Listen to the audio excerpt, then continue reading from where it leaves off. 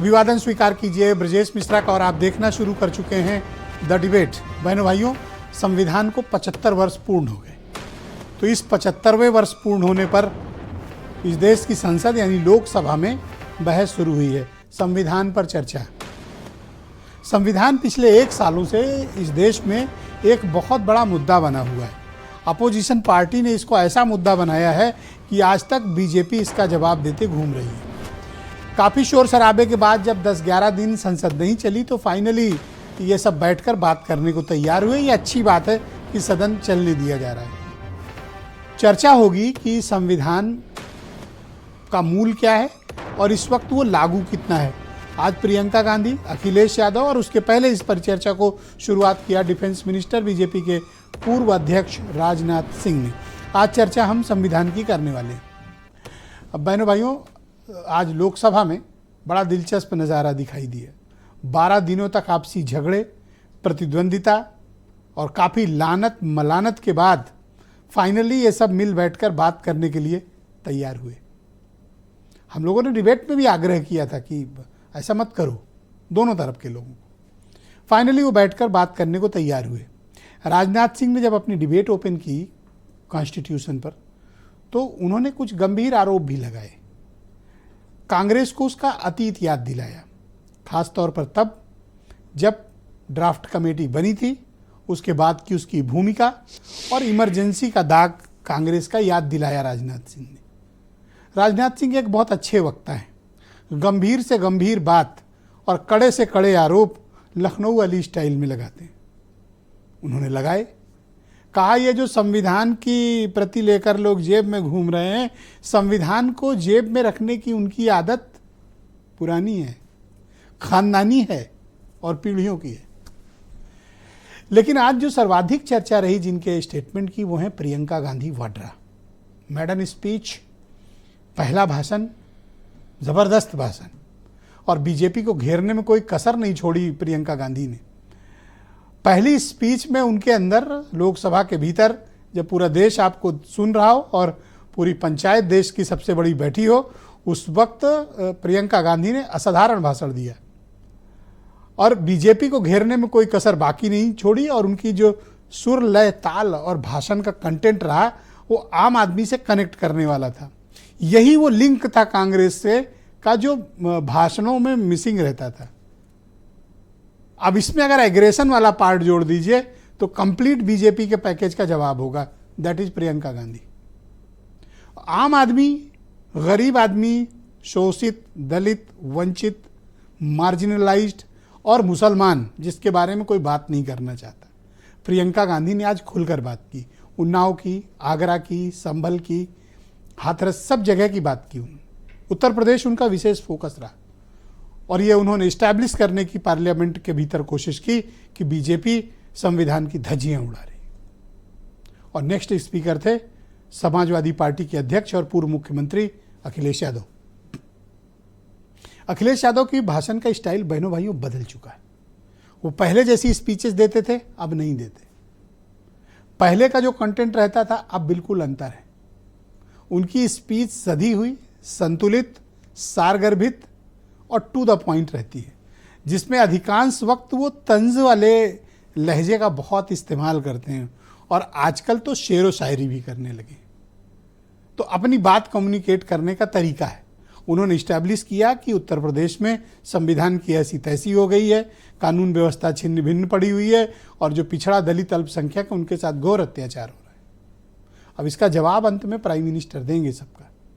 बहनों भाइयों, लेकिन चर्चा शुरू हुई है और आज पूरा देश टकटकी लगाए इन तीनों लीडर्स को सुनता रहा। राजनाथ सिंह, प्रियंका गांधी और अखिलेश यादव, मुख्य आज इन्हीं का था।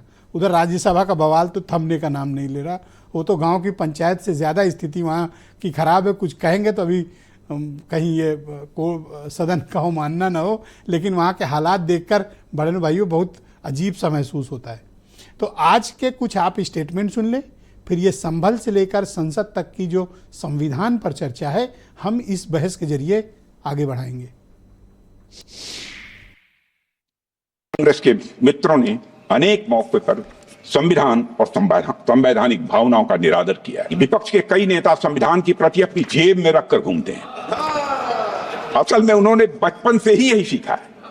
उन्होंने पीढ़ियों से अपने परिवार में संविधान को जेब में ही रखे थे। चुनाव में हारते हारते जीतने से इन्हें एहसास हुआ कि ये संविधान बदलने की बात इस देश में नहीं चलेगी। अगर लोकसभा में ये नतीजे नहीं आए होते तो ये संविधान बदलने का काम भी शुरू कर लेते। कभी कभी जो डबल इंजन की सरकार चलने वाले जो दावा करते थे, पहले इंजन टकराते थे, अब तो डब्बे भी टकराने लगे हैं। ये अध्यक्ष महोदय कैसी चर्चा संविधान की जो है बिना प्रधान की। प्रधान मतलब प्रधानमंत्री आज सदन में मौजूद नहीं थे तो अखिलेश यादव ने टोकने से और चुटकी लेने से चूके नहीं, और उन्होंने ये इंगित कर दिया कि प्रधान जी हैं नहीं संसद में। तो बहनों भाइयों, परिचर्चा आगे बढ़ाएंगे। संजय चौधरी यूपी में बीजेपी के प्रवक्ता हैं, केपी मलिक बहुत ही जाने माने पत्रकार, नाहिद लारी खान समाजवादी पार्टी की प्रवक्ता हैं, अंशु अवस्थी यूपी में कांग्रेस कमेटी के प्रवक्ता हैं, देवकी नंदन मिश्रा जी हमारे साथ मौजूद हैं, जाने माने पत्रकार, और वीरेंद्र सिंह जी हमारे स्टेट हेड। शुक्रिया और धन्यवाद आप सभी का इस कार्यक्रम में मेरे साथ शिरकत करने के लिए। संजय चौधरी जी, आज तो प्रियंका गांधी ने ऐसा प्रतीत होता है कि आपके खेमे में काफ़ी सन्नाटा ला दिया है, ऐसा है?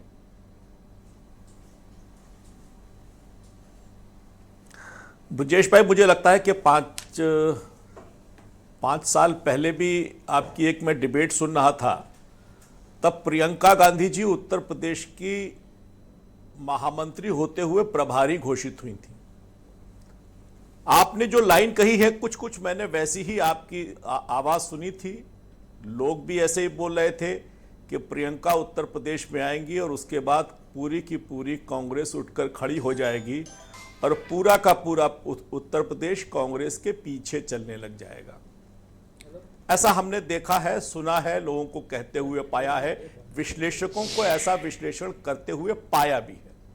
लेकिन उसके बाद होता क्या है? दरअसल बात कहना अलग बात है, बात पर चलना, उस पर अमल करना दूसरी बात है। इन्हीं प्रियंका गांधी को इस उत्तर प्रदेश में हमने देखा है कि वो महिलाओं के बड़े आरक्षण की बात करती थी, लेकिन उसके बाद वो क्या उस पर असर डाल पाई, ये उत्तर प्रदेश की जनता ने बहुत करीने से देखा है। और उत्तर प्रदेश का राजनीतिक परिणाम बताता है कि बंद मुट्ठी लाख की और खुल गई तो खाक की। इसी उत्तर प्रदेश ने इन प्रियंका जी के भाषण को भी सुना है, उनके संगठन क्षमता को भी देखा है, उनके नेतृत्व को भी परखा है और उनके साथ उनकी आए हुए टीम के कारनामों को भी देखा है। तो मुझे लगता है कि ये हर दो साल, 3 साल, 5 साल में ऐसा हम सुनते आ रहे हैं कि इंदिरा जी जैसी नाक है और जब आएंगी तो कर देंगी, लेकिन जब जब वक्त के तराजू पर उनके व्यक्तित्व के कौशल को तौला गया है तो उसका परिणाम एक इंपॉर्टेंट ऑब्जर्वेशन था उनका जो उन्होंने स्पीच में कहा, मैं आपके समक्ष वो क्वेश्चन के रूप में प्रस्तुत कर रहा हूं। लोकसभा के चुनाव में हारते हारते आपको पता, जीते ने फिर ये पता चला संविधान क्या होता है।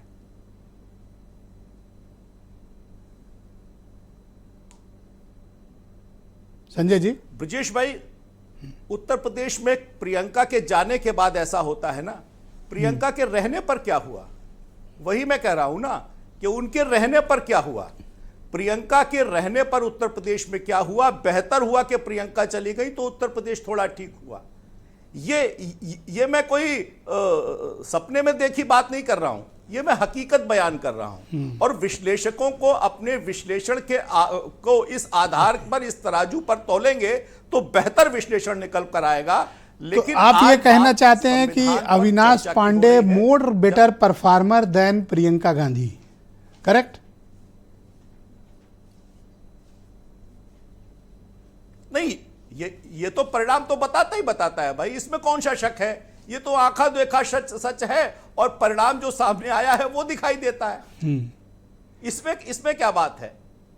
बट परिणाम तो ये भी बताता है कि आप आधा घट गए और अविनाश पांडे ने कांग्रेस को 6 गुना जंप दिलाया। हाँ, तो वही कहा ना कि अगला पेज भी तो पलटिए। उत्तर प्रदेश के उसके बाद विधानसभा के उपचुनाव होते हैं, उस उपचुनाव का पन्ना पलटिए।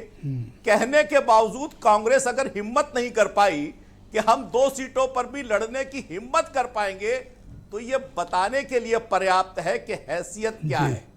मुझे लेकिन लगता मैं एक है चीज को कहूंगा कि आज का दिन जब जी। संविधान पर बात हो रहा, कि मुझे कांग्रेस पार्टी और कांग्रेस पार्टी के बाहर पहले आप ऐसे राजनेता मिले हैं जिसने अविनाश पांडे का इतना दिल खोल कर तारीफ की और उनको माल्यार्पण किया। आज आपकी कुछ आवाज क्लियर नहीं आ रही है। नहीं, अभी तो आ रही थी सर। कि आवाज में कुछ अच्छा, मैंने कहा कि अविनाश पांडे के आप काफी बड़े फैन हैं सर। आपको नहीं, निश्चित रूप से जो आप बताइए, अगर बेहतर हुआ है और सोनिया के प्रियंका के जाने के बाद बेहतर हुआ है तो कौन आपने बेहतर है? अंशु अवस्थी को फंसा ये दिया तो है। बताने के लिए पर्याप्त है। और कई बार लगातार हम देखते आ रहे हैं ना कि जब प्रियंका कांग्रेस में आएंगी तो कांग्रेस का कायाकल्प हो जाएगा, जब उत्तर प्रदेश की महासचिव बनेंगी तो उत्तर प्रदेश के अंदर एक नया जज्बात का एक ऐसा हिलोरा उठेगा कि पूरा का पूरा उत्तर प्रदेश उनके पीछे चलने लग जाएगा। जब भाषण दे देंगी तो लोग उसके पीछे पागल होकर, उतावले होकर घूमने चले जाएंगे। लेकिन जी। उसके बाद की जो स्थिति है वो Thank you। सबने देखी है, जानी है, पहचानी है और अपने आंखों के सामने उसके परिणाम को देखा है। मुझे लगता है कि बात अगर संविधान की होती तो ज्यादा बेहतर होगा। ओके, अंशु अवस्थी, मुझे आप बताइए कि संविधान के बहाने क्या प्रियंका गांधी उत्तर प्रदेश के ही सभी मुद्दों को उठाती रहीं? क्या उनका फोकस सिर्फ उत्तर प्रदेश है? और अगर मैं संजय चौधरी की बात मानूं तो अविनाश पांडे तो टॉप परफॉर्मर हैं और more better than Priyanka Gandhi. देखिए ब्रजेश जी, प्रियंका गांधी जी संसद में इस देश के जो सबसे महत्वपूर्ण मुद्दा है उसको उठा रही हैं और जो लोगों की अंतर आवाज़ है। आज प्रियंका गांधी जी का जो पार्लियामेंट में भाषण था वो इस देश के एक एक व्यक्ति से जोड़ती हुई आवाज़ थी, अंतर आवाज़ थी। इस देश की जो आत्मा है, जो संविधान है, उसको लेकर, क्योंकि आपकी डिबेट संविधान के मुद्दे पर है। हम धन्यवाद देते हैं कि आपने इतने महत्वपूर्ण विषय पर डिबेट रखी है। लेकिन संजय चौधरी जी जिस तरीके से विषय को भटका रहे थे, वो बार बार प्रियंका गांधी जी को लेकर तो संसद को लेकर सुझाव दे रहे थे कि उन्होंने संविधान की बजाय मैं दूसरी आपकी बातें जगह होता तो संजय चौधरी का धन्यवाद कहता। क्या कहता कि आपने हमारे यहाँ की प्रतिभा को पहचाना, सम्मान दिया, माल्यार्पण किया। हम धन्यवाद। जब हमारा सेनापति लड़के 6 गुना जीत सकता है तो राजा आएगा तो क्या करेगा? देखिए, आपको उनको धन्यवाद प्रेषित करना चाहिए। संजय भाई ने जो वक्तव्य दिया है, अगर मैं धन्यवाद दूंगा तो उसके बाद इनको अपनी पार्टी में सफाई पेश करनी पड़ेगी, तो ठीक है। लेकिन मुझे मैं नहीं जो लगता, बात कह रहा था, वो तो openly बोले हैं। पार्लियामेंट में प्रियंका जी ने संविधान के केंद्रित विषय पर बात रखी और देश की बात रखी। लेकिन संजय चौधरी जी जिस तरीके से उन बातों को इधर कि परिणाम क्या हुआ, अविनाश पांडे जी ने अच्छा किया कि प्रियंका जी ने अच्छा किया, और बार बार आज बीजेपी के, आप सोशल मीडिया पर उठाकर देख लीजिए, भारतीय जनता पार्टी के लोग अपनी कोई बात रखने के बजाय सिर्फ एक ही बात कर रहे हैं, प्रियंका गांधी, प्रियंका गांधी, प्रियंका गांधी। ये इनका भय। संजय चौधरी कह रहे हैं अविनाश पांडे, अविनाश पांडे, अविनाश हम तो ये कहते हैं कि जिसका विनाश ही नहीं हो सकता वो अविनाश पांडे। देखिए, जो भाजपा के लोग हैं, जो अब मैंने तो आज पकड़ लिया डिबेट का सूत्र, अब आगे बढ़ो। प्रियंका गांधी जी हो या गांधी परिवार से कोई सदस्य हो या संविधान की बात हो, भाजपा के लोगों को कभी हजम नहीं होता। क्योंकि जब संविधान की बात होती है, गांधी परिवार इस देश के मुद्दों से जुड़ी बात करता है। प्रियंका गांधी जी जब राजस्थान में कोई घटना होती है उस पर भी सवाल खड़ा करती हैं, मणिपुर में जब होती उस पर भी करती हैं, और उत्तर प्रदेश में हाथरस, संभल, लखीमपुर जैसी, उम्भा जैसी तमाम घटनाएं हैं जहां पर वो सड़क पर संघर्ष करती दिखाई पड़ी है। और आज सरकार उनके अभिभाषण में जो मैंने देखा, उनके भाषण में, स्पीच में, उन्नाव, आगरा, संभल और संभल, दूसरी जगहों के उदाहरण कम थे, यूपी क्यों था इतना? कारण नहीं, उत्तर प्रदेश से गांधी परिवार का हमेशा एक आत्मीय लगाव रहा है, आत्मीय रिश्ता रहा है।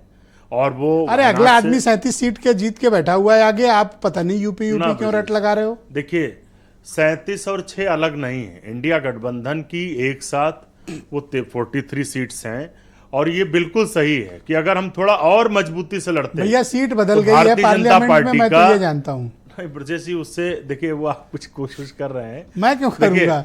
आज जबरदस्ती सोचो अवधेश प्रसाद को, जहां 2 मेंबर ऑफ पार्लियामेंट बैठते हैं, अखिलेश जी ने उनको जैसे 2 सवारी की जगह हो, मिश्रा जी टेम्पो में चलें, कभी चले ही होंगे, हम भी चले हैं, आप भी चले, 2 की जगह हो, तीसरा बैठा लेता कभी आज अवधेश प्रसाद जी देखिए, अयोध्या का तो हमेशा सम्मान रहा, हम लोग तो दिल से सम्मान करते हैं, अखिलेश जी भी सम्मान आपने कर रहे नहीं दिया ना सम्मान, यही तो बात कुछ लोग हैं जो अयोध्या बैठा की आड़ लेते में अपनी अवधेश रोटी प्रसाद सेकते को, हैं। क्या चला जाता है? कुछ लोग हाँ? नहीं, देखिए ये मैडम? हमें नहीं कर, है। देखिए कुछ लोग अयोध्या के नाम पर अपनी रोटी सेकते हैं, हम तो सम्मान रखते हैं। और जो संविधान के मुद्दे पर बात हो रही है, हम एक सवाल करते हैं संजय चौधरी से, एक सवाल छोड़कर जाता हूं कि आखिर इस संविधान से संजय चौधरी जी को इतनी दिक्कत क्या है?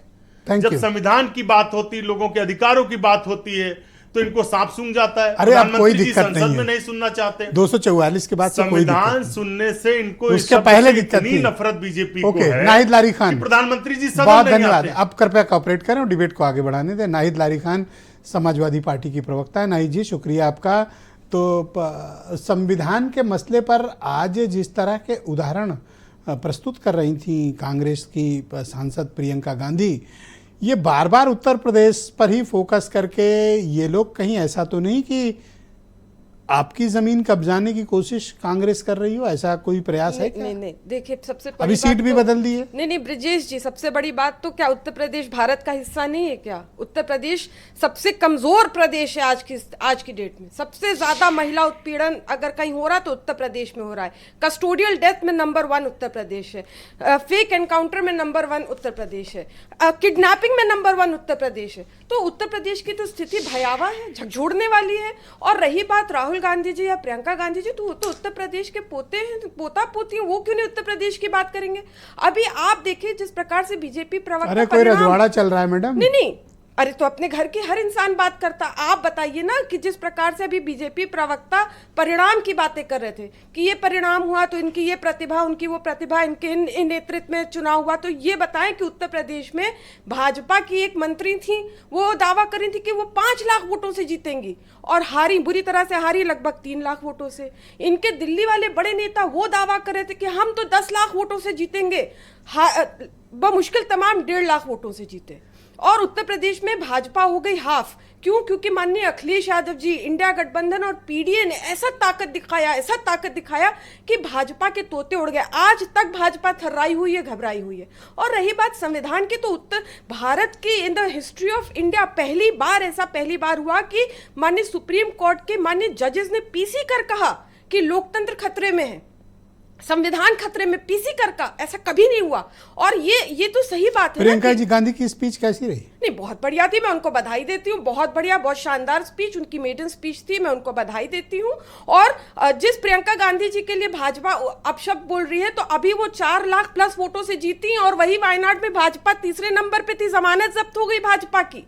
कहाँ भाजपा आए बाय शाय बोलती रहती है। ये 244 आने के बाद से कुछ संविधान के प्रति प्रेम बीजेपी का बढ़ा या घटा? नहीं, वो इसलिए, वो तो सब दिखावटी है ना, वो तो सब दिखावटी है। जो फोटो खिंचा रहे हैं वो सब दिखावटी है कि संविधान की प्रति के साथ फोटो खिंचा रहे हैं, ये सब दिखावटी बात है। आप ये देखिए ना, संविधान की रक्षा कौन कर रहा? माननीय सुप्रीम कोर्ट सबसे ज्यादा संविधान की रक्षा कर रहे हैं। बीजेपी तो संविधान, भारत का संविधान, भारत की, अरे इतनी जल्दी मत थैंक यू कहिए। आप घर पे भी इतना गुस्सा रहा करती हो गया? घर पे भी इतने गुस्से में अनुरोध कर रही हूँ, अच्छा नहीं रही, कैसी बात, गो अहेड। नहीं, अरे जब अनुरोध कर लिया तो सारा समय ले लो। Thank you. मुझे लगा अक्सर आप इतने गुस्से में रहती हो। नहीं, घर पे भी मतलब क्यों? मैं गुस्से में कहा? ये आपके देखने का नजरिया, मैं तो मुस्कुरा के बात करती हूं। नहीं, अब मुस्कुराइए, बोलिए। कोई बात नहीं, आराम से हम लोग बात करें, खूब समय। मैं तो ये कह रही हूँ, 30 सेकंड में बात खत्म। बहुत धन्यवाद। देखिए, जिस प्रकार से भाजपा भारत के संविधान, संस्कृति, सौहार्द और सभ्यता को छिन भिन कर रही, उसकी रक्षा कौन कर रहा? माननीय सुप्रीम कोर्ट। अभी देखिए कल किस प्रकार से माननीय सुप्रीम कोर्ट ने फटकार लगाते हुए आदेश दे दिया कि अब ये हर गुरुद्वारा, चर्च और मस्जिद के नीचे मंदिर नहीं ढूंढा जाएगा। यहां तक कह दिया कि सर्वे भी नहीं होगा। स्पष्ट कि जो संभल में सर्वे हुआ था लोअर कोर्ट के आदेश में 2-3 घंटे के अंदर, वो गलत हुआ था। तो ये बुलडोजर पर भी, जो गुंडई का बुलडोजर भाजपा सरकार चला रही थी, थैंक यू मैडम, बहुत शुक्रिया, बहुत धन्यवाद। तो ये बहुत धन्यवाद। मैं देवकी नंदन मिश्रा जी को बहुत धन्यवाद, सरकार कर रही है। थैंक यू देवकी नंदन जी, बहुत शुक्रिया आपका। आज 3 बड़ी जबरदस्त स्पीच रही पूरे देश की मीडिया का और जो भी लोगों की दिलचस्पी है संसदीय कार्यप्रणाली में, सब ने सुना होगा। मैं जानना चाहता हूं कि आज की स्पीच में किसकी बात ज़्यादा बेहतर लगी, राजनाथ सिंह की, प्रियंका गांधी की या अखिलेश यादव की? और संविधान को लेकर जो ये तीनों पार्टियों का कंसर्न है, बीजेपी, कांग्रेस और समाजवादी पार्टी का, क्या ये कंसर्न जनता का कंसर्न है और ये तीनों से एड्रेस कर पाए या नहीं? एक साथ कई सवाल हैं, लेकिन सबसे पहले मैं, चूंकि प्रियंका गांधी की सबसे ज़्यादा चर्चा हो रही है, इस वजह से प्रियंका गांधी को लेकर के एक जानकारी मैं देना चाहूँगा। इंदिरा गांधी जब जिंदा थीं तो उन्होंने एक बयान दिया था, उन्होंने कहा था, एक बुक में मैंने पढ़ा था कि प्रियंका गांधी जिस दिन बोलने लगेगी उस दिन लोग इंदिरा को भूल जाएंगे। तो आज प्रियंका गांधी जिस तरीके से बोल रही थी, मैं करीब 31-32 मिनट का उनका भाषण है, मैंने सुना था, और 31-32 मिनट में उन्होंने पूरे देश को एक साथ उठाने की कोशिश की और सारे मुद्दे जो संविधान से संबंधित थे वो सारे मुद्दे उन्होंने एक साथ उठाए। और उत्तर प्रदेश की जो सेनेटरी का आप बात, कई प्रवक्ताओं से आपने सवाल पूछा कि उत्तर प्रदेश पर क्यों फोकस था अखिलेश यादव और प्रियंका गांधी का। दरअसल है क्या, 2025 में बिहार में चुनाव होना है, 2025 में दिल्ली में चुनाव होना है। इसके बाद जो हिंदी पट्टी का इलाका है उसमें 2027 में ही चुनाव आएगा और उत्तर प्रदेश का चुनाव 2027 में होना है। तो ये 2027 की तैयारी है। ये जो प्रियंका गांधी जो बोल रही थी आज, जिस तरीके से उन्होंने अपनी बात को उत्तर प्रदेश सेनेट्रिक रखा, अखिलेश यादव ने पूरी तरह उत्तर प्रदेश सेनेट्रिक रखा। वो इस वजह से रखा क्योंकि उनको उत्तर प्रदेश के चुनाव की चिंता है। 2027 में बीजेपी को हम कैसे परास्त कर सकते हैं, क्या हमारे मुद्दे हो सकते हैं। जैसे उन्होंने संभल के मुद्दे पर कहा प्रियंका गांधी ने, मैं नाम भूल रहा हूं, आबिद नाम है लड़के का या क्या नाम है, आबिद और उजैर, आबिद। और उन्होंने कहा कि उस लड़के ने मुझसे कहा कि मेरे पिता का जो सपना था, मेरे पिताजी दर्जी थे, मेरे पिता का जो सपना था मैं डॉक्टर बनूंगा और मैं डॉक्टर बन करके दिखाऊंगा, इसका जिक्र किया। तो ये माइनॉरिटी के भीतर फोकस हुआ। दलितों के लिए उन्होंने आगरा का जिक्र किया, जो वाल्मीकि की मौत हो गई थी, उस घटना का इस वजह से उन्होंने किया कि एक दलितों के बीच पैच बनाने की। उन्होंने महिलाओं को लेकर के जो फोकस किया, उन्नाव की घटना को लेकर के किया, हाथरस की घटना को लेकर के किया। तो ये उनका, तो राजनाथ सिंह ने तो काफी लेकिन आईना दिखाया ही नहीं।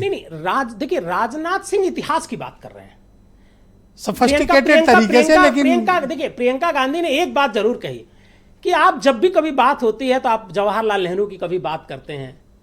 अरे भाई 10 साल में क्या किया ये तो बताओ। इसके अलावा आज मुझे बड़ा खराब लगा, हो सकता है मुझे लगा हो, बीजेपी के किसी नेता को नहीं लगेगा। आज जब संविधान पर पूरे देश में 2024 के चुनाव से चर्चा हो रही है और इस संविधान के मुद्दे की वजह से ऐसा माना जा रहा है कि भारतीय जनता पार्टी इतना नीचे चली गई, जो 400 का उसका पार का नारा था वो वहां उस पर ब्रेक लग गया और बहुमत नहीं पहुंच पाई। तो संविधान के मुद्दे पर पहली बार तो बहस हो रही है संसद में। जब से संसद चल रही है तब से किसी मुद्दे पर पहली बार बहस हो रही है। और मुद्दा कौन सा है? संविधान। हम तो 75 साल संविधान के मना रहे हैं और 2 दिन की चर्चा है और प्रधानमंत्री नरेंद्र मोदी सदन में मौजूद नहीं है पहले दिन। मतलब सदन में क्या वो दूसरे का भाषण नहीं सुनना चाहते हैं? क्या वो अपना ही भाषण केवल देंगे? ये लोग उनका नहीं सुनेंगे? नहीं, वो तो एक अलग बात है। लेकिन बीजेपी का मुद्दा देखिए, हम संविधान की बात कर रहे हैं, हम जाति जनगणना की बात कर रहे हैं, कांग्रेस के लोग और समाजवादी पार्टी के लोग और अन्य पार्टियों के लोग। लेकिन बीजेपी क्या कर रही है? आज जब संविधान पर संसद में चर्चा हो रही है तो वो धर्म की राजनीति कर रहे हैं, क्योंकि वो जानते हैं कि हमारी पॉलिटिक्स क्या है। वो धर्म की राजनीति कुंभ में जाकर के कर रहे हैं। बहुत शुक्रिया, क्योंकि उनको इससे फायदा मिल रहा है और आगे भी मिलेगा। मैं केपी मलिक साहब को आमंत्रित करता हूं, बहुत ही जाने माने पत्रकार हैं। मलिक साहब, शुक्रिया आपका। ये बात तो अडानी पर होनी थी, बात होनी थी संभल पर, बात होनी थी महंगाई बेरोजगारी पर, बात होनी थी 10 साल के कामों पर, और बात हो रही है संविधान पर। बात ठीक है, गंभीर है चर्चा, या फिर ये चुनावी स्कोर का सेटलमेंट हो रहा है दोनों तरफ से?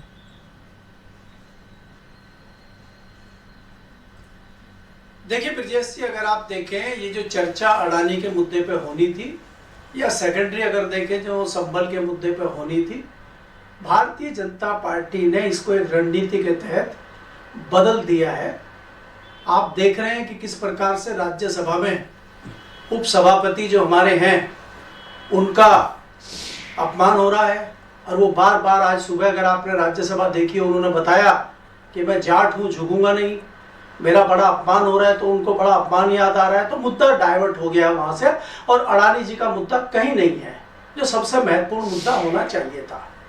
दूसरा, अगर आप संविधान की बात करते हैं, संविधान की सिर्फ रस्म अदायगी की बात हो रही है। संविधान सियासी दल अपने फायदे के लिए यूज कर रहे हैं संविधान को। मैं यही भारतीय जनता पार्टी, इन्हीं का सहयोगी संगठन आरएसएस शुरू के दिनों में तो संविधान को मानता ही नहीं था, और जब संविधान ने 2024 में झटका दिया है तो प्रधानमंत्री जी ने उसको माथे से भी लगाया। दूसरी बात यह कि राजनाथ सिंह जी ने जो 1975 की बात याद दिलाई, संविधान को कुचलने की बात याद दिलाई, तो उसका जवाब भी प्रियंका गांधी ने दिया कि आप भी बैलेट पेपर पे करा लीजिए, हमने उसको उसके नुकसान को भुगता है, चुनाव हारे हैं, माफी मांगी है, उसका जवाब भी उसमें आ गया। मैं यहाँ दो चीजें ब्रजेश जी कहना चाहता हूँ कि मैंने जो प्रियंका गांधी का भाषण सुना है, मैंने दो महत्वपूर्ण चीजें उसमें ये देखी हैं। एक तो उनकी जो भाषा शैली थी, लहजा था, बोलने का था, वो राहुल गांधी से भी कहीं अच्छा था, और वास्तव में इसमें कहीं न कहीं जो आम आदमी है वो झलक देखता है इंदिरा गांधी की। दूसरा, उन्होंने जो मुद्दे रखे हैं, बहुत महत्वपूर्ण मुद्दे रखे हैं। नहीं, बाद में पत्रकारों ने संसद भवन के बाहर राहुल गांधी से कहा कि कैसी रही स्पीच। राहुल ने कहा मुझसे बहुत बेहतर रही है, तो उन्होंने खुद कहा कि हाँ जी ब्रजेश जी, वही मैं कहना चाहता हूँ। दूसरा जो मैं कहना चाह रहा हूँ कि उत्तर प्रदेश के परिप्रेक्ष्य में ही क्यों उन्होंने इतना वो दिया, आप ये देखेंगे उन्होंने अपने भाषण में कवर किया महिलाओं को, पिछड़ों को, मुस्लिम को, तमाम क्षेत्र को उन्होंने कवर करने की कोशिश की।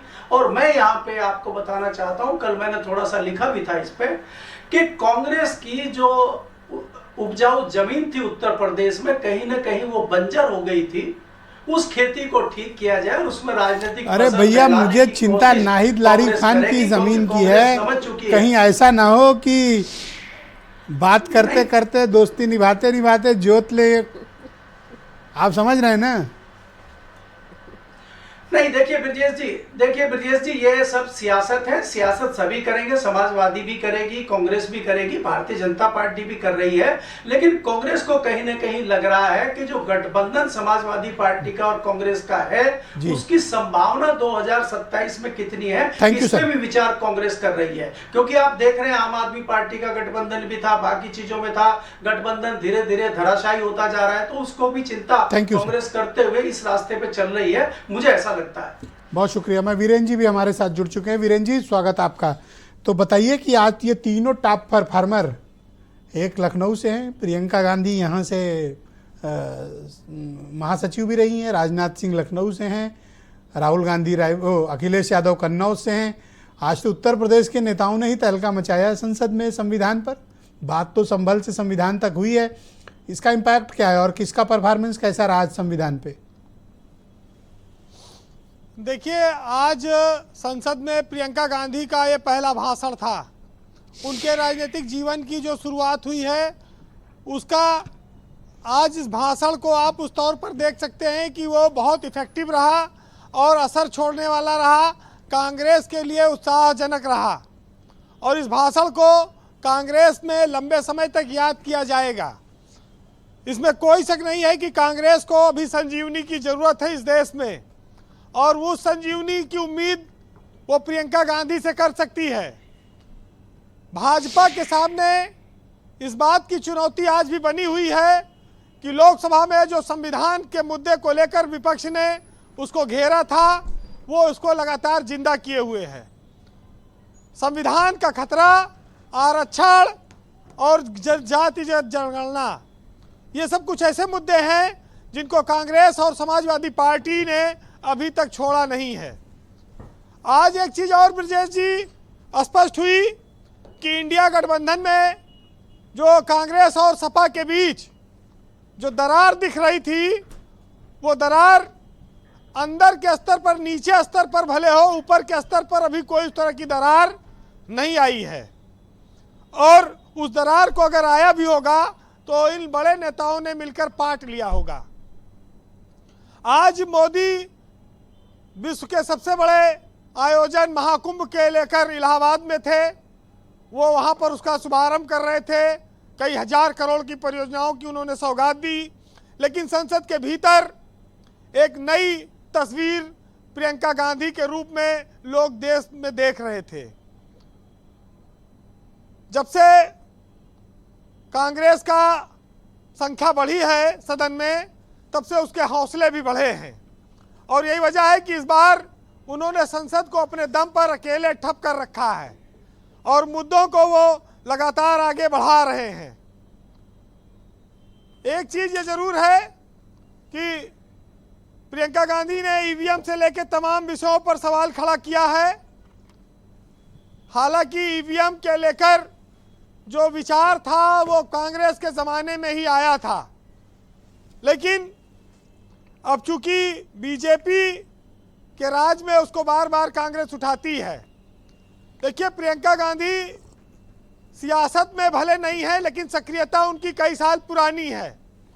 वो संसद में पहली बार गई हैं, उनके सामने एक लंबी उम्र पड़ी है और वो देश में एक बड़ा नेतृत्व दे सकती हैं, और इस उम्मीद में कांग्रेस पार्टी अपने इस नौजवान नेता को आगे लेकर आई है। तो इसमें कोई शक नहीं है कि प्रियंका गांधी के पास अभी वक्त बहुत लंबा है और वो देश की सियासत को प्रभावित करेंगी। लेकिन आज के दौर में तीसरी बार कांग्रेस सत्ता से बाहर है, और ये मोदी मैजिक की वजह से है। तो अभी तो 2029 तक ये मान के चलिए कि लोकसभा में कांग्रेस की या किसी और दल की सरकार बनने की कोई उम्मीद नहीं है। आज अल्लू अर्जुन गिरफ्तार हो गए, एक पिक्चर आई पुष्पा, मैं झुकेगा नहीं। उधर जगदीप धनखड़ ने भी कह दिया कि मैं किसान का बेटा हूं, मैं झुकेगा नहीं। तो आज दो लोगों ने ऐलान किया है कि ना झुकने का। वैसे एक चीज तो साफ है कि हमारे यहाँ जाति बहुत मजबूत सिस्टम है।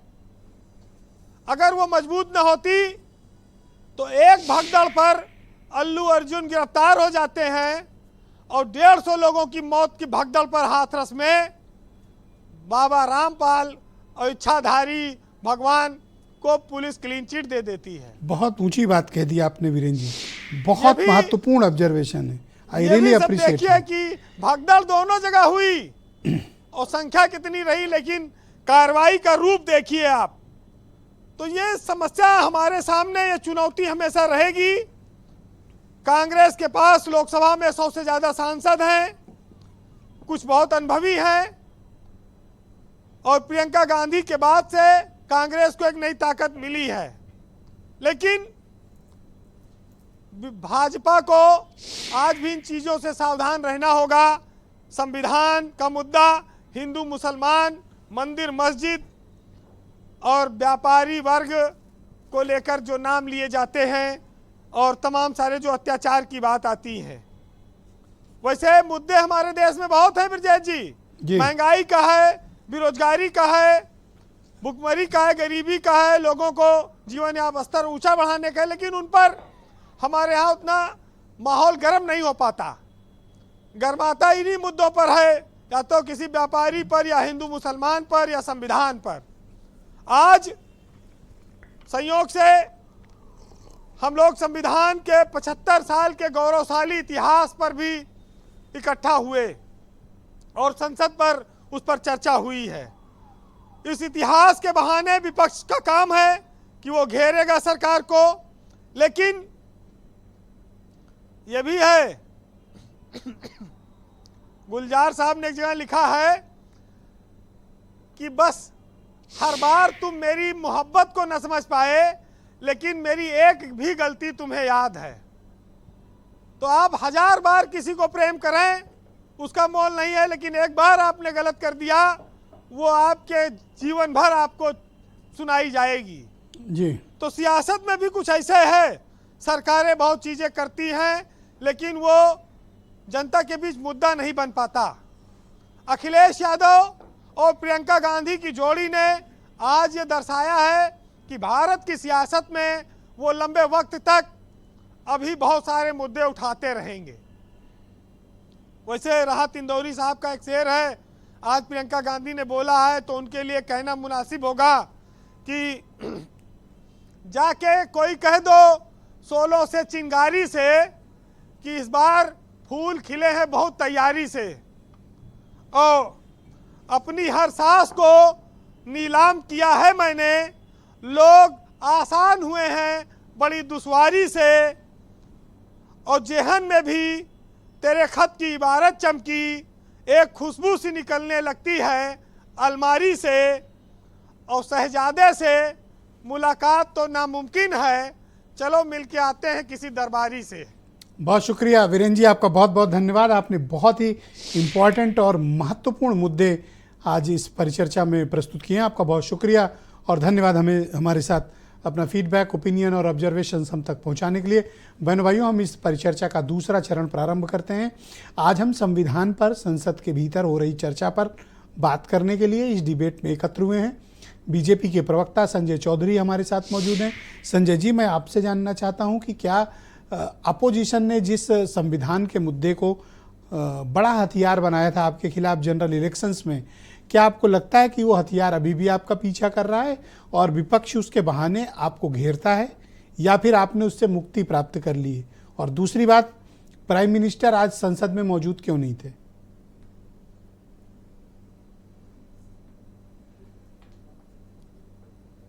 देखिए, सबसे बड़ी बात है कि लोकतंत्र में जनता के आदेश को ही सबसे बड़ा आदेश मानना चाहिए और माना भी जाता है। लोकसभा के चुनाव के बाद हुए विधानसभाओं के चुनाव ये बताने के लिए पर्याप्त हैं कि जिस मुद्दे को मुद्दा बनाकर पेश किया गया था, जिस मुद्दे को हवा दिखाकर पेश किया गया था, भारत की जनता ने उसके बाद हुए चुनाव के द्वारा अपना जनादेश देकर यह स्पष्ट संदेश दे दिया कि वो वास्तव में मुद्दा था नहीं, एक छद्म मुद्दा खड़ा किया गया था। जनता ने अपने जनादेश के साथ उस मुद्दे को समाप्त करके अपना मत व्यक्त कर दिया है। तो ये स्पष्ट है कि जनता ने ये स्वीकारा है कि वास्तव में एक गलत मुद्दे को उसके सामने प्रस्तुत किया, उससे कुछ लोगों का मत बदला रहा होगा, और उसके बाद जब जनता के पास सही विषय आया तो उस विषय को लेकर जनता ने भारतीय जनता पार्टी के पक्ष में अपना मत व्यक्त किया। और उसका मत बताता है कि जो संविधान के लिए जो भ्रम का वातावरण फैलाया गया था वो निश्चित रूप से इस प्रकार का सही नहीं था। ये जनता ने अपने जनादेश से बता दिया है। दूसरी बात, आपने कहा कि महत्वपूर्ण चर्चा पर प्रधानमंत्री जी को रहना चाहिए, लेकिन आज एक बहुत बड़े, मैं समझता हूं कि 12 साल के बाद एक ऐसा अवसर आता है जब कुंभ देश में आयोजित होता है। उसका एक बहुत बड़े अवसर पर भीड़ में वो न जाएं, कुंभ की स्थिति में न जाएं। आज उसका प्रारंभिक दिन आयोजित किया गया था, उस महत्वपूर्ण अवसर पर वहां उपस्थित थे, और निश्चित रूप से जितने भी इस पर प्रश्न होंगे, जितने भी लोग अपना मंतव्य प्रकट करेंगे, प्रधानमंत्री जी उपस्थित होकर इस चर्चा का जवाब देंगे। लेकिन जिन प्रश्नों को आज उठाया गया है, जो संविधान की बात की गई है, वास्तव में भारतीय जनता पार्टी ने शुरू से लेकर अब तक इस संविधान के प्रति ईमानदारी से अपने निष्ठा और विश्वास को व्यक्त किया है। देश के अंदर जब इस संविधान को रोका गया, टोका गया, आपातकाल लगा, जब फंडामेंटल राइट्स भी समाप्त किए गए, लोगों ने संविधान की मूल भावना लोकतंत्र को भी समाप्त किया। कोर्ट के निर्णय के बाद संविधान को ताक पर रखते हुए आपातकाल लगाया। उस स्थिति में भी भारतीय जनता पार्टी ने अपने संघर्ष के द्वारा इस संविधान की मूल भावना को क्या संविधान के मुद्दे पर आपकी पार्टी डिफेंसिव रहती है और विपक्ष इसे आपके खिलाफ इस्तेमाल करता है? देखिए, कभी कभी ऐसा होता है कि उल्टा चोर कोतवाल को डांटता है। आज लोग कहते हैं कि अभिव्यक्ति की स्वतंत्रता का हनन हो रहा है। अभिव्यक्ति की स्वतंत्रता तो मिली है फंडामेंटल राइट से ही, और ये फंडामेंटल राइट इस देश में पहली बार और आखिरी बार कब सस्पेंड हुए थे? ब्रजेश भाई, आप भी जानते हैं, हम भी जानते हैं, जनता भी जानती है, जितने भी विद्वान प्रवक्ता बैठे हैं सब जानते हैं कि हमारे फंडामेंटल राइट्स केवल एक बार आपातकाल में सस्पेंड हुए थे। लोग धार्मिक स्वतंत्रता की बात करते हैं, लेकिन जब धार्मिक स्वतंत्रता की बात करते हैं तो हमने देखा है स्वतंत्रता के बाद से ही कैसे राम जन्मभूमि के मंदिर में ताला लग गया था, कैसे अयोध्या में 84 कोस की परिक्रमा पर प्रतिबंध लग गया था, कैसे श्रृंगार गौरी में होने वाली जो पूजा थी वो रोक दी गई थी। तो जो लोग ऐसी बात करते हैं, ये वो लोग ऐसी बात करते हैं जिनके अपने कारनामे इसके विरोध में रहे। जो ये बात करते हैं कि हम संविधान के रक्षक हैं, लेकिन संविधान में जिसकी बात नहीं है वो बात होनी चाहिए। हमें जातिगत आधार पर जनगणना पर मिलनी चाहिए। एक हाथ में संविधान, दूसरे हाथ में संविधान जिसकी बात तो ही क्या नहीं करता है, जातिगत जनगणना संविधान के खिलाफ है, उसकी ऐसा बात भारतीय करने वाले जनता लोग। पार्टी मानती है? जहां तक भारत के संविधान को बनाते समय जिन लोगों ने निर्णय किए, उन्होंने भारत की जनगणना में अगर इसे नहीं स्वीकार किया गया है तो उसे आप क्या कहेंगे? बात संविधान की करेंगे, ये तो आप खिलाफ बात हैं इसका संविधान मतलब। की रक्षा के लिए करेंगे। जी धन्यवाद लेकिन- सर। मैडम नहीं, go ahead। आप बताइए। नाहिद जी जवाब देना चाहते हैं। रखा है वही इसकी बात कर रहे हैं जातिगत ना। जनगणना तो का संविधान के संविधान खिलाफ के है। आधार पर नहीं, कैसे ये विस्तारित देखिए, होगा? क्या है? ये आज अखबार में आया है कि एक देश एक चुनाव विधेयक को कैबिनेट से मंजूरी, मतलब ये कैबिनेट से मंजूरी हो गई, लेकिन जातिगत जनगणना कैबिनेट से तो मंजूरी नहीं संविधान हुई। के खिलाफ बता रहे हैं। क्यों? वो तो है ही है। अरे भाजपा संविधान की के खिलाफ तो ये भी है, एक देश एक चुनाव। बिल्कुल, ये अलोकतांत्रिक है। भाजपा की केंद्र सरकार ने सुप्रीम कोर्ट में हलफनामा देकर स्पष्ट कर दिया कि हम जातिगत जनगणना नहीं कराएंगे। यही तो माननीय अखिलेश यादव जी शुरू दिन से करा रहे हैं कि जातिगत जनगणना होकर रहेगी। जब भी इंडिया गठबंधन की सरकार आएगी, जब भी हमें मौका मिलेगा, ये तय है कि जातिगत जनगणना होकर रहेगी, ताकि जिसकी जितनी संख्या भारी उसकी उतनी भागीदारी हर क्षेत्र में सहमत होकर नहीं है रहेगी। चौधरी जी ना, आपने नहीं, वो सुना? कहाँ होंगे सहमत भाई? ये तो संविधान में नहीं स्वीकार किया गया उनका कहना, ये बात। ओहो, ये जनगणना संविधान स्वीकार की गई। नहीं, संविधान विरोधी ये पार्टी है। ये वोटों की डकैती डालने कैसे वाले। संविधान विरोधी भाई बताइए तो? वोटों की डकैती। संविधान में नहीं लिखा जातिगत, उन्होंने मना कर दिया। नहीं, एक देश एक चुनाव लिखा होगा तो शायद कह दिया होगा। नहीं, ये तो जो चाहे कर ले, ये तो जो चाहे बोल ले भाई। जातिगत तर्कों के साथ आप उन्हें उत्तर दें। नहीं, देखिए, जातिगत जनगणना की बात माननीय अखिलेश यादव जी क्यों कर रहे हैं? इसलिए कर रहे हैं ना, ताकि प्रधान से लेकर प्रधानमंत्री तक, मुखिया से लेकर मुख्यमंत्री तक, परचून की दुकान भाई से आज लेकर prime Ambani minister Adani busy तक, थे, हर महाकुंभ का फैक्ट्री उद्घाटन तक करना पीडीए था। समाज के पिछड़े 12 दलित, साल में आदिवासी एक बार समाज आता के है वो लोग मौका, बैठे। 12 साल में एक बार आता है, चर्चा तो चलती रहेगी। नहीं, देखिए क्यों? जब प्रधानमंत्री जी आज सुनने नहीं आए, यही तो बात है, वो सुनना नहीं चाहते। मतलब इतने जो अपनी आलोचना नहीं सुनना चाहते, जनहित के मुद्दों पर सुनना नहीं चाहते, ऐसे व्यक्ति को क्या बोले? निडर बोले कि कायर बोले? क्या बोले ऐसे व्यक्ति को? डरपोक कहा जाएगा? उन्हें किस बात का डर? प्राइम मिनिस्टर हैं, जब चाहेंगे सदन में खड़े होंगे। नहीं तो कल क्या जवाब देंगे? जब सुना नहीं तो कल क्या जवाब? अच्छा, मान लीजिए कि प्रधान जी रहते हैं संसद में, प्रधानमंत्री, तो अखिलेश जी मौजूद रहेंगे कि नहीं वहां पे? क्योंकि उनके टाइम वो नहीं थे। अब ये तो कल आपको देखने को मिलेगा। Thank you madam. नहीं, एक मिनट, एक सेकंड। अभी बता रहे थे लिख के लाती बीजेपी हैं के, क्या नहीं कुछ? अभी मैंने लिखा है, ये बता रहे थे बीजेपी के प्रवक्ता कि जनादेश मिला है बीजेपी को। बीजेपी को जनादेश नहीं मिला है, बीजेपी को विपक्ष में बैठने का जनादेश मिला है। बीजेपी हाफ हो गई थी, बीजेपी को जनमानस ने विपक्ष में बैठने का जनादेश दिया। ये जोड़ तोड़ और थैंक यू। लालच करके आप इन्होंने उस कांग्रेस को, एक अंशु अवस्थी बैसाखी जी, की रिप्रेजेंट सरकार करते बना ली। हैं, जिस कांग्रेस ने संविधान को इस देश में इमरजेंसी के जरिए कुचला है। आप संविधान के प्रेम के प्रति आपको प्रेम कब से इतना जागृत हो गया है? आपकी तो हिस्ट्री सीट है संविधान के खिलाफ। ब्रजेश जी, देखिए, दो बातें संजय चौधरी जी ने कही। पहले मेरी बात का जवाब दो। आपकी भी उसी में दो बातों में एक बात का सवाल आपने भी पूछा है। बार बार आपातकाल की बात करते हैं। 1977 में जब पार्लियामेंट का छठा इलेक्शन आम चुनाव हो रहा था, और अभी 2024 में 18वां आम चुनाव हुआ है, तब से हम आधे से ज्यादा चुनाव जीत चुके हैं। जनता ने हमें जनादेश दिया है। और जो भी आपातकाल की बात है, श्रीमती इंदिरा गांधी ने स्वयं उस बात को लेकर माफी मांगी, श्री राहुल गांधी जी ने उस बारे में वक्तव्य रखा, और प्रियंका जी ने आज पार्लियामेंट में रखा उस बात को। लेकिन भारतीय जनता पार्टी, हमने जो आपातकाल लगाया भी वो भी संविधान सम्मत था, हम कहीं अलग नहीं थे। लेकिन भारतीय जनता पार्टी ने जो घोषित आपातकाल लगा रखा है, आवाज उठाने पर बुलडोजर चला दो, लोगों के घर गिरा दो, हिंदू मुसलमान करते रहो, और दूसरा इन्होंने कहा जनता ने आदेश किया है। जनता ने क्या आदेश किया था कि आप महंगाई बढ़ाते चले जाएं।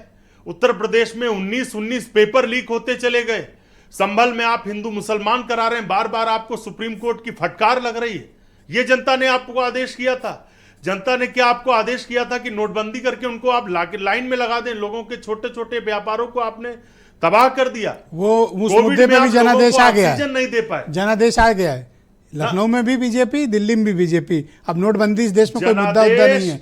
अगर आप कहते हैं कि इमरजेंसी पे हमें माफ किया जाए तो बीजेपी भी कह रही है कि भैया नोटबंदी पे क्यों बात करते हो, जनादेश है। हम तो कहते हैं कि आप माफी मांगते हो, माफी नहीं मांगते हैं। आपातकाल पे नहीं, माफी इन्होंने अंग्रेजों से मांगी। संभल पर माफी मांगा, मणिपुर पे माफी मांगा, नहीं ये महापाप करते चले गए। अंशु अवस्थी की बारी, ये महापाप करते चले जा रहे हैं। 800 किसान अंशु अवस्थी आपका नाम है?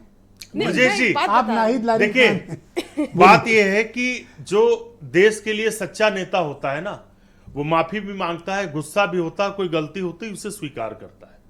क्या इस देश में प्रधानमंत्री जी से कोई गलती नहीं? किसानों के मुद्दे पर माफी मांगी धन्यवाद थी। सर, बहुत 700 किसानों की जान गई, अभी तक मुआवजा क्यों नहीं दिया? क्या संविधान इस देश में अभी कोई मुद्दा है सरकार ने, या फिर विपक्ष इसका डिविडेंड लेने के बाद अभी जबरदस्ती कोशिश कर रहा है कि नहीं ये प्रिंसिपल अमाउंट है, ब्याज मिलेगा? देखिए, मेरा अगर व्यक्तिगत मेरा नजरिया है तो संविधान को मुद्दा नहीं बनाना चाहिए। मुद्दा इस देश में महंगाई है, मुद्दा इस देश में बेरोजगारी है, मुद्दा इस देश में कारपोरेट के जो टैक्स माफ हुए हैं, नौकरी के नाम पर अडानी के 10,000 करोड़ रुपए टैक्स माफ कर दिए गए, इस मोदी सरकार ने कर दिया। ये मुद्दा है। लेकिन इस मुद्दे पर सरकार चूंकि चर्चा नहीं कराएगी सदन के भीतर, तो संविधान पर चर्चा हो रही है। इस नाते संविधान के बहाने आज जो प्रियंका गांधी ने अडानी पर भी हमला बोला, अडानी को लेकर भी बोला प्रियंका गांधी ने, तो संविधान के बहाने अडानी का नाम आ रहा है। 10,000 करोड़ रुपया। पर समाजवादी पार्टी और टीएमसी तो इस पे सपोर्ट नहीं कर रहे। देखिए कांग्रेस तो अकेले है भाई, वो तो बिजनेसमैन है, बड़े बिजनेसमैन है, वो सबको चंदा देते हैं।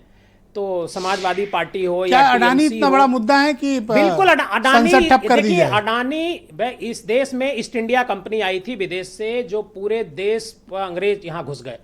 अडानी इतना बड़ा मुद्दा है कि क्योंकि विदेशों में पर अडानी कोई अंग्रेज नहीं है, बड़ा मुद्दा। अडानी कोई ब्रिटिशर्स नहीं है, अडानी इंडियन है, लेकिन हर चीज उन्हीं को दी जाएगी। ये कौन सा कारपोरेट सिस्टम है? इसका मतलब कहीं ना कहीं कोई दाल में काला जरूर है। अगर सारा धंधा, सारा विज्ञापन इस उत्तर प्रदेश सरकार का भारत समाचार को मिलने लगे तो मैं तो कहूंगा कि दिला दो, कुछ तो कराओ। नहीं, तो मैं तो ये कहूंगा कि ब्रजेश मिश्रा की कोई मिली भगत है। देख रहे हो, ये कैरेट लटका के भी हटाती है। अरे कुछ तो दिला दो। नहीं, जो मिल रहा हो थोड़ी दोस्ती का फायदा दिलाओ हमें भी। अगर कोई एक्स्ट्रा मिलता है, सबसे ज्यादा सब कुछ आप ही को मिल रहा है, तो ये माना जाएगा कि नहीं कि कुछ तो मिली भगत है। ऐसा हो जाए तो खाली लंच आपको। नहीं तो ये इस वजह से अडानी मुद्दा है, बाकी कुछ नहीं है। मुझे तो बहुत सारी जानकारी है तो अडानी जी के बारे में, मैं कि टेलीविजन पर नहीं कहना चाहूंगा। नहीं, आप मुझे बताओ कि ये कोई रेस चल रही है समाजवादी पार्टी और कांग्रेस के बीच? नहीं। और ये जो सीट बदल गई है, थोड़ा लोग हर्ट हुए हैं। देखिए क्या है, इनके लोग हर्ट हुए हैं। ये ऐसा कुछ नहीं, मुझे नहीं लगता है कि हर्ट हुए हैं। ये नीचे के लेवल पर ये सारी बातें चलती हैं। जो बीरेन जी ने कहा कि ऊपर के लेवल पर ऐसा कहीं कुछ नहीं है। अभी जो हमारे एक डिबेटर थे, उन्होंने कह रहे थे ना कि कांग्रेस और समाजवादी पार्टी के बीच 2027 में गठबंधन रहेगा कि नहीं रहेगा। मेरा ऐसा मानना है कि ये गठबंधन कहीं नहीं टूटने वाला है। ये 2027 तक। राहुल गांधी वाली किताब है क्या? दिखाओ जरा। ये इनकी किताब। ये आप लाए? ओके। भाई मैं सोचा आपके पास ये क्या 2002 मतलब ये राहुल गांधी का मार्क हो गया है, कहीं से दिखता है ना। दूसरा भी लेके चल सकता है, हम तो कह रहे हैं भाजपा वाले लेके चले। संजय चौधरी जी अगर चलना चाहें, अच्छा एक काम करें, संजय चौधरी सुझाव गिफ्ट कर सकता हूँ। हाँ, वही मैं कह रहा था, आज पहली फुर्सत में उनके पास भिजवा देना। अब अविनाश पांडे की इतनी तारीफ को लगाव होता है तो ये खरीद लेते। मेरी सुनो तो, मैं गिफ्ट भी कर दूंगा अगर ये दिखाना चाहें। मेरी बात तो सुन लो। देखिए अविनाश पांडे की इतनी मुक्त कंठ से प्रशंसा के बाद ये गिफ्ट के लिए वो डिजर्व करते हैं। नहीं, वो करते होंगे, लेकिन इस किताब देखिए इस किताब को ये इतनी मोटी स्वीकार नहीं। संजय चौधरी स्वीकार कर लेंगे, मुझे पूरा भरोसा। आप भेजिए, अगर भेजिए ना स्वीकार करें तो आप मैं नहीं, मेरा सवाल दूसरा है। फोटो खिंचाएंगे, ये किताब अभी अंशु अवस्थी ने लिए हुए हैं, लेकिन आप अरे कोई घर में संविधान की किताब है? अरे लो, एक सेकंड रुको, जरा फुल स्क्रीन करो, फुल स्क्रीन करो। ये सिर्फ फोटो के लिए। एक सेकंड, वही वाली किताब है। ये सिर्फ फोटो के लिए है। फुल स्क्रीन में लाओ संजय। ये तो संविधान विरोधी है। ये 400 पार का नारा ना देखो, 400 पार सीटें लाइए, हम संविधान बदल देंगे। दोनों को स्क्रीन पे लो। फोटो के लिए। अरे फोटो के लिए है। धन्यवाद। देखो, लेकिन बड़ा दिलचस्प मेरा इस दोनों से सवाल है, संजय चौधरी से भी और इनसे अंशु अवस्थी से भी, धन्यवाद, कि इतने इसमें आर्टिकल्स हैं, क्या अंशु अवस्थी इसमें से एक आर्टिकल की जानकारी मुझे दे सकते हैं पढ़ करके? नहीं दे सकते हैं। यही बात किताब तो है। ओके, केपी मलिक साहब, आप मुझे बताइए सर कि क्या समाजवादी पार्टी और कांग्रेस के बीच कोई अंदर रेस शुरू हो गई है? क्योंकि उत्तर प्रदेश में इन्हें लगता है कि कांग्रेस को लगता है कि हमारी ज़मीन दबाए बैठे हैं, निकालने का सही समय है। सपा को लगता है कि ये अनावश्यक बढ़त लेने की कोशिश कर रहे हैं, कोई संभल चला जा रहा है, कोई हाथरस जबरदस्ती चले जा रहे हो। अरे भाई, चरने के लिए हमारा ही चारागाह बचा है, पड़ोस में कहीं और भी जाओ। देखिए ब्रजेश जी, अगर आप देखें सियासी दल है, चाहे वो कांग्रेस हो, चाहे वो भारतीय जनता पार्टी हो, समाजवादी पार्टी हो या बहुजन समाजवादी पार्टी हो, सब अपनी सियासत करते हैं और मौका ढूंढते हैं। आप अगर पिछले दिनों में देखें भारतीय जनता पार्टी की स्थिति क्या थी उत्तर प्रदेश में, एक समय में बसपा की क्या स्थिति थी, तो ये स्थितियां परिस्थितियां बदलती रहती है। एक समय ये था कि कांग्रेस की सरकारें लगातार बनती रही और आज कांग्रेस जो है बिल्कुल खत्म है। तो ये संख्या बढ़ना घटना तो कहीं ना कहीं कांग्रेस को लगता है कि उत्तर प्रदेश में जमीन तैयार की जा सकती है, उसकी संभावनाएं तलाश रही है कांग्रेस उत्तर प्रदेश में। और दूसरा, अगर आप देखेंगे पिछले एक हफ्ते के अंदर जिस प्रकार से, चाहे वो भारतीय जनता पार्टी की रणनीति कहें, चाहे वो अडानी का मामला कहें, जिस प्रकार से कुछ जो इंडिया गठबंधन के सहयोगी दल थे वो अडानी के मामले पर पीछे हटे हैं, माना यह जा रहा है कि कांग्रेस से उनको अलग थलग किया जा रहा है। अब आम आदमी पार्टी वैसे तो इंडिया गठबंधन में है और पहले चर्चा ये थी कि दिल्ली में दोनों मिलकर चुनाव लड़ेंगे, अब ये सबब साफ हो गया है कि दोनों अलग अलग लड़ेंगे। तो कांग्रेस अगर आम आदमी पार्टी दोनों अलग अलग लड़ते हैं तो इसका सीधा सीधा फायदा भारतीय जनता पार्टी को मिलेगा। तो इस तरह की रणनीति होगी। तो यही सोच के जो है कांग्रेस उत्तर प्रदेश में अपनी संभावनाएं तलाश रही है, मेरा ये मानना है। मैं आप सभी अतिथियों का बहुत शुक्रगुजार हूं कि आप सब ने अपना बहुत कीमती वक्त आज की परिचर्चा के लिए निकाला और मुझे अलाउ किया कि मैं पीसफुली और मीनिंगफुल डिबेट कंडक्ट करके सही बात दर्शकों तक पहुंचा सकूं। और आप सबका भी शुक्रिया, धन्यवाद, नमस्कार। मैं उम्मीद करता हूं कि आपका आज का दिन अच्छा रहा होगा और कल बहुत बेहतर होगा। नमस्कार।